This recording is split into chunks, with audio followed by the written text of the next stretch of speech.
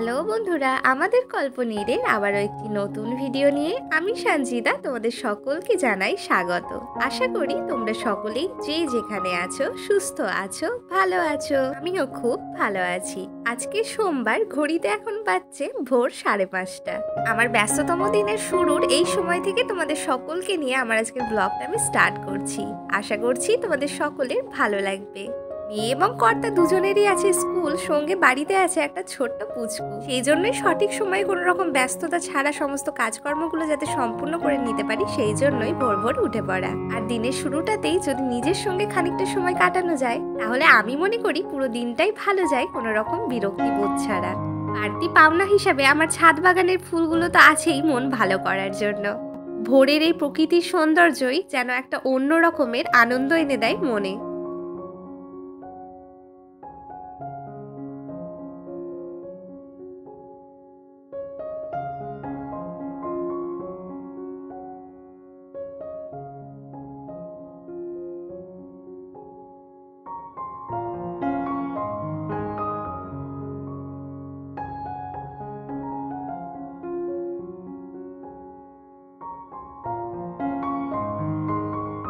বেশ খানিকক্ষণ হাঁটাচলা করার পর পছন্দের পরিবেশে পছন্দের ফুলগুলোর সঙ্গে সময় কাটিয়ে এরপর চলে যাব নিচে।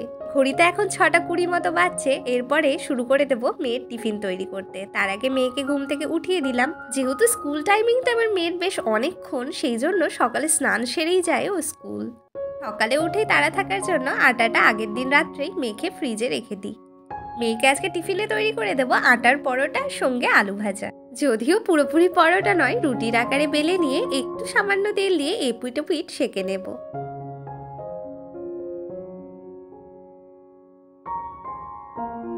একটা সাইডে যেহেতু সকালে চকোস খেয়ে যাবে দুধ দিয়ে, সেজন্য দুধটাও জাল করতে চাপিয়ে দিলাম। রান্নাঘরে খানিকটা কাজ এগিয়ে নিয়ে মেয়েকে স্কুলের জন্য রেডি করাতে চলে এলাম এই দিকের রুমে। পুরোপুরি মেয়েকে রেডি করিয়ে নেওয়ার পর ওকে খাবারটা দিয়ে তারপর ওর টিফিন, জলের বোতল সমস্ত কিছু গুছিয়ে ভরে দেব ব্যাগে। ঠান্ডার দিনগুলোতে মেয়ের অনিচ্ছা থাকা সত্ত্বেও সকালে ঘুম থেকে উঠে প্রথমেই ওকে 1 চামচ ডাবরের চ্যবনপ্রাশটা দিই।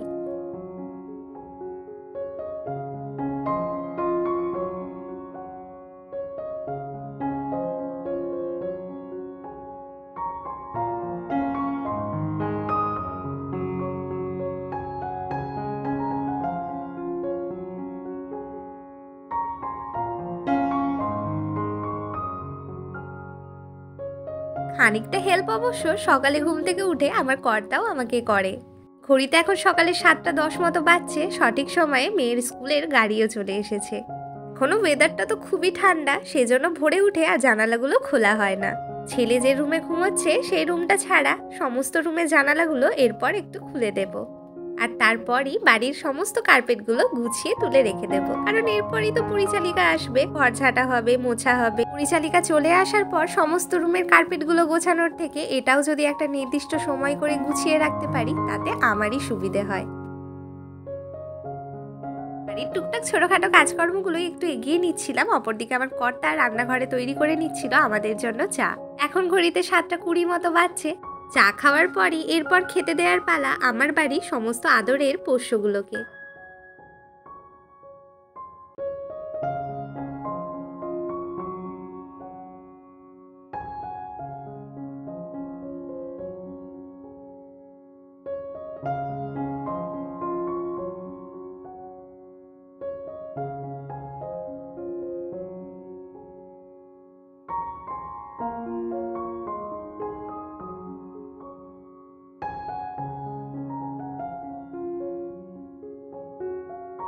বাড়ির পাখিগুলোকে খাবার দিতে এসে ছাদটা একটুখানি নোংরা হয়েছিল, ওটাকেও ঝাঁটা দিয়ে নিলাম।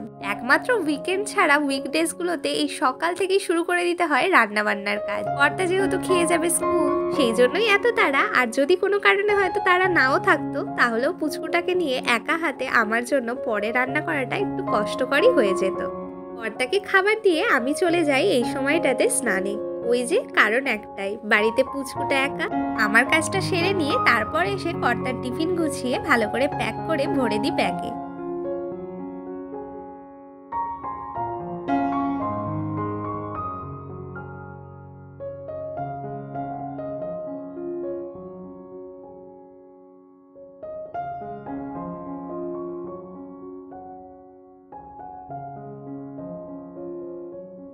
এরপর পুচকুটাকে এক ঝলক ভালো করে দেখে নিয়ে আমার খাবার খাওয়ার পালা।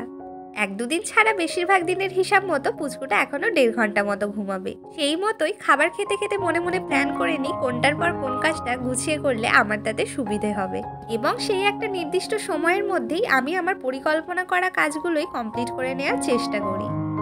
এরপর আমার লিস্টের বাকি থাকা সমস্ত কাজগুলোর মধ্যে প্রথমেই যে কাজটাকে রাখি সেটা হচ্ছে রান্নাঘর পরিষ্কার। কোনো কারণবশত পুচকুটা যদি উঠে পড়ে, রান্নাঘরটা পরিষ্কার থাকলে বাকি ঘরগুলো আমি পুচকুটাকে সঙ্গে নিয়েও গুছিয়ে নিতে পারবো। আমার প্রচণ্ড অসুবিধা হয় পুচকেটাকে নিয়ে রান্নাঘরটাই গোছাতে। কাজগুলো গুছিয়ে কমপ্লিট করে নিতে পারলে আমি থাকবো অনেকটাই চিন্তামুক্ত।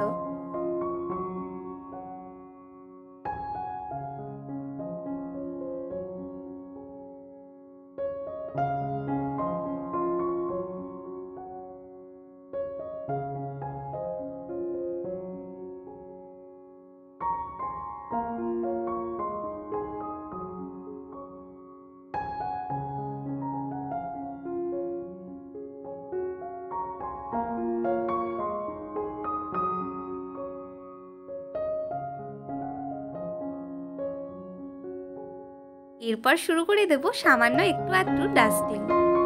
একমাত্র বাড়ির মাকড়সার জালি পরিষ্কার করা ছাড়া অন্য সমস্ত ডাস্টিংয়ের জন্য আমি কোনো নির্দিষ্ট টাইম ঠিক করে রাখি না। 1-2 দিনের মধ্যে এদিক সেদিক করে যেহেতু একটু আধটু ডাস্টিং আমার চলতেই থাকে, সেই জন্য সমস্ত জিনিসে খুব একটা বেশি ধুলো পড়ে না। সেজন্যই স্নানের আগে হোক বা পরে ধুলো খুব একটা বেশি ঘাঁটাঘাঁটি করতে হয় না বলে আমি ডাস্টিংয়ের জন্য যখনই যেমন সুযোগ বা সুবিধে পাই তখনই সে কাজটাকে সেরে নিই।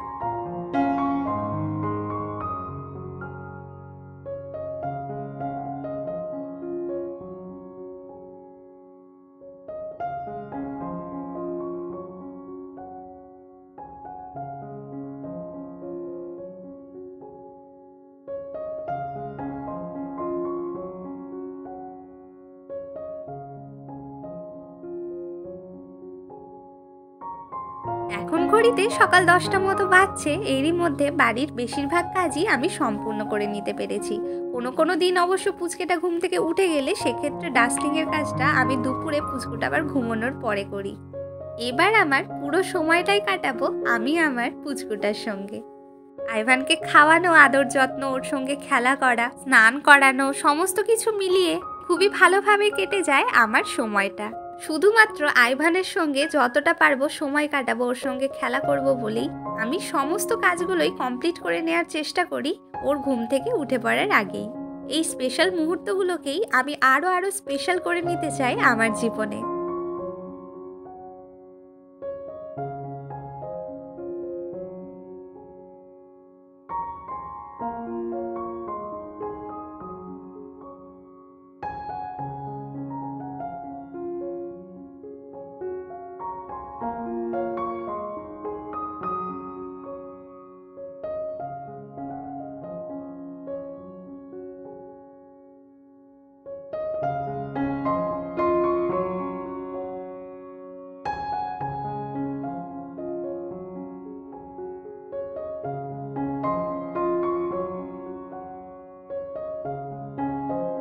বেলা 11:30 থেকে 12টার মধ্যে আইভানের স্নানের পরেই ওকে খাবারটাও খাইয়ে দিই দুপুরে, আর তারপর চলে যাই দুজনে মিলে একবার ছাদে। পুচকুটা খেলা করে একটুখানি ওর নিজের মনের মতো করে, আর আমি এই সময়টাতেই সমস্ত ছাদের শুকিয়ে যাওয়া জামা কাপড়গুলো তুলে নিই। দুপুরের এই সময়টাতে একটুখানি খেলাধুলার পরই আইভানের পেয়ে যায় প্রচণ্ড ঘুম। ওকে ঘুম পাড়িয়ে রেখে আমিও খেয়ে নিই আমার খাবারটা।